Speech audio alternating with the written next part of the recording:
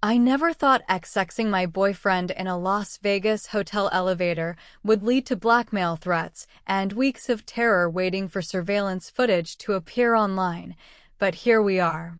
I'm a 28-year-old sales manager, and this is the story of how one impulsive decision during our anniversary weekend turned into extortion, police reports, and months of paranoia that fundamentally changed how I think about privacy, security cameras, and the digital permanence of our worst mistakes. Tom and I had been together for 18 months when we decided to celebrate our anniversary with a long weekend in Las Vegas. We'd both been working incredibly hard. I was in the middle of a major product launch at my tech sales job, and Tom was managing multiple client campaigns at his marketing agency. And we desperately needed a break from the stress and routine of our normal lives. Vegas felt like the perfect escape, a place where we could let loose and have fun without worrying about running into colleagues or neighbors or anyone else from our regular world. We booked a suite at one of the nicer hotels on the Strip, planning to spend our days by the pool and our nights exploring casinos, shows, and restaurants. That Saturday evening, we'd had an amazing dinner at a Michelin-starred restaurant in our hotel, followed by drinks and wandering through various casinos, watching people gamble, and just soaking in the Vegas atmosphere. By the time we headed back to our room around 2 a.m., we were both pleasantly buzzed from alcohol and high on the energy of the city and our celebration. The hotel was still busy with people coming and going, the elevators crowded with groups heading to and from various clubs and shows, and we had to wait through several full elevator cars before finding one with enough space for us. When an elevator finally arrived that had room, we stepped in along with probably 8 or 9 other people, everyone pressed close together in that awkward elevator silence where nobody makes eye contact. We rode up with the crowd gradually thinning as people got off at various floors, until finally at the 20th floor the last other passengers exited and Tom and I were alone in the elevator, with another 25 floors still to go before reaching our suite level. The doors closed and we were suddenly in this private moment, just the two of us in this small enclosed space, and I could see in Tom's eyes that he was thinking something mischievous. He moved closer and kissed me, deeply and passionately in a way that made it clear he wasn't thinking about just kissing. His hands moved over my body and I responded instinctively, my own hands exploring him, both of us getting caught up in the moment and the alcohol and the knowledge that we had maybe 90 seconds of privacy before reaching our floor. Tom whispered that we should do it right here, right now in the elevator, that it would be thrilling and daring and a perfect Vegas memory. I hesitated for maybe 3 seconds, thinking about cameras and other passengers and all the reasons this was a terrible idea, but then the combination of alcohol and arousal and anniversary excitement overrode my better judgment, and I said yes. We positioned ourselves against the back wall of the elevator where we'd be less visible if the doors opened, Tom pressing me against the mirrored surface while we frantically removed just enough clothing to make it possible. We started sXXing standing up, both of us trying to be quick and quiet, hyper-aware that we had limited time before reaching our floor and that at any moment the elevator could stop and doors could open and someone could see us. The danger and urgency made everything more intense, and we were both completely focused on each other and the physical sensations and the thrill of doing something so risky and forbidden. The elevator reached our floor and the doors opened with that distinctive chime, and we quickly separated and adjusted our clothing, trying to look casual and normal as we stepped out into the hallway. We hurried to our room giggling and breathless, feeling like we'd gotten away with something daring and exciting, like we'd added a perfect wild memory to our anniversary celebration. We spent the rest of the night in our suite reliving the elevator experience and congratulating ourselves on our boldness, never once seriously considering the potential consequences of what we'd just done. Sunday, we slept late and spent the day lounging by the pool, both of us nursing mild hangovers and enjoying the sun and the lazy relaxation of not having anywhere to be or anything to do. We had another nice dinner that evening and caught a Cirque du Soleil show, and the whole weekend felt like exactly the romantic escape we'd needed. We flew back home Monday afternoon feeling refreshed and reconnected, already planning our next trip and reminiscing about our favorite Vegas moments, including what we referred to as the elevator incident, with giggles and inside joke euphemisms. Tuesday morning, I was back at work catching up on emails and preparing for meetings when I noticed a message in my personal email inbox from an address I didn't recognize. The subject line was just Vegas elevator, which immediately caught my attention, and when I opened it, my heart stopped. The email contained 3 attached images, screenshots from elevator security camera footage showing me and Tom very clearly in the act, faces fully visible, no question about what we were doing or who we were. Below the images was a short message saying that unless we transferred $500 in Bitcoin to a specific wallet address within 48 hours, the full video would be posted to multiple adult websites and social media platforms with our names and social media profiles attached. I actually felt dizzy reading that message, my vision narrowing and my heart pounding as I processed what this meant.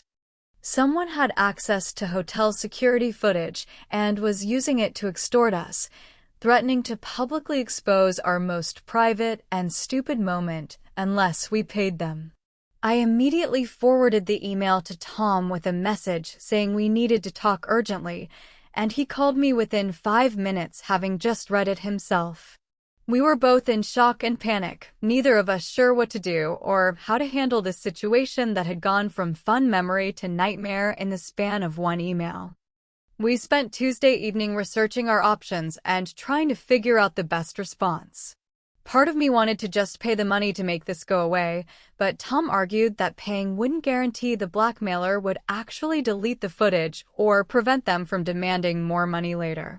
We considered contacting the hotel to report that their security footage had been compromised, but worried that would just confirm the footage existed and potentially create more problems.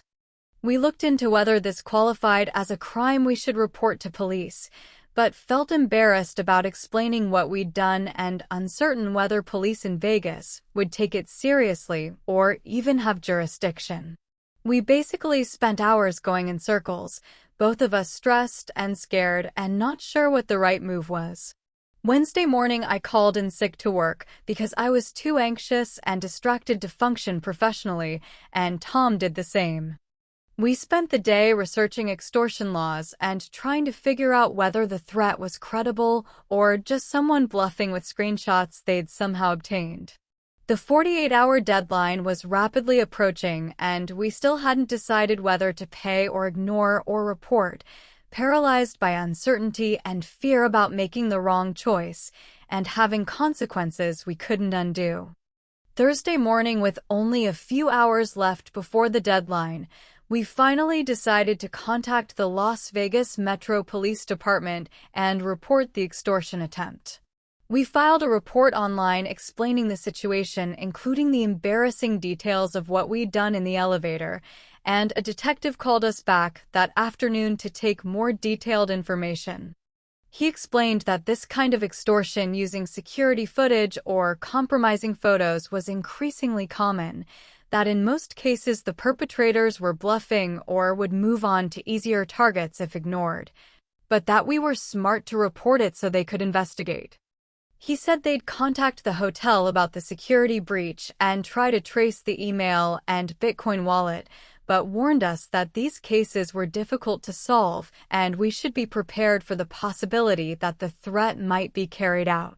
The deadline passed without us paying, and we spent the next several days in absolute agony, checking online constantly to see if the footage had appeared anywhere. I searched my name and Tom's name compulsively, set up Google alerts, searched specific adult websites and social media platforms, terrified that at any moment I'd find our footage posted for the world to see. I couldn't focus at work, couldn't sleep well, couldn't enjoy anything because of the constant background anxiety about when the other shoe would drop. Tom was similarly stressed, and instead of the experience bringing us closer together, it was creating tension and resentment, him feeling guilty for suggesting the elevator in the first place, me angry that I'd let myself be talked into something so stupid and risky. A week went by without the footage appearing, then 2 weeks, then a month. We started to cautiously hope that maybe it had been a bluff after all, that maybe the detective was right about the extortionist moving on to other targets. The police investigation hadn't turned up anything useful. The email was sent through an anonymizing service, the Bitcoin wallet was untraceable, and the hotel claimed their security system was secure, though they were investigating possible insider access. We were left with no answers and no resolution, just gradually decreasing anxiety as time passed without the threatened exposure happening. 3 months later, I'm still dealing with the psychological aftermath, even though the actual threat seems to have passed. I can't use hotel elevators without thinking about cameras and who might be watching the footage, can't be spontaneous or adventurous in any semi-public space without imagining worst-case scenarios about how it could come back to haunt me. I've developed this low-level paranoia about surveillance and digital privacy, constantly aware of cameras and wondering who has access to the footage they capture and what they might do with it. Tom and I are still together, but something changed between us after Vegas. There's less trust and more guardedness, less willingness to be vulnerable or take risks together. More awareness that our judgment can fail us and put us in situations we're not equipped to handle. The experience taught me that privacy is increasingly an illusion in our heavily surveilled world, that impulsive decisions can have consequences that extend far beyond the immediate moment, and that once something is captured digitally, it can potentially be used against you forever. I learned that extortion is real and terrifying and can happen to anyone who makes themselves vulnerable, and that there are people willing to exploit others' mistakes for profit without any concern for the damage they cause. Most painfully, I learned that I'm not as bold or adventurous as I'd like to think. When faced with real consequences for my actions, I immediately regretted the risk I'd taken and wished desperately that I could take it back. That Vegas elevator will haunt me for years, not because of what happened during those 90 seconds, but because of the months of fear and anxiety that followed and the knowledge that somewhere out there, footage exists of my worst judgment. And I'll never know for certain if or when it might surface to destroy everything I've built.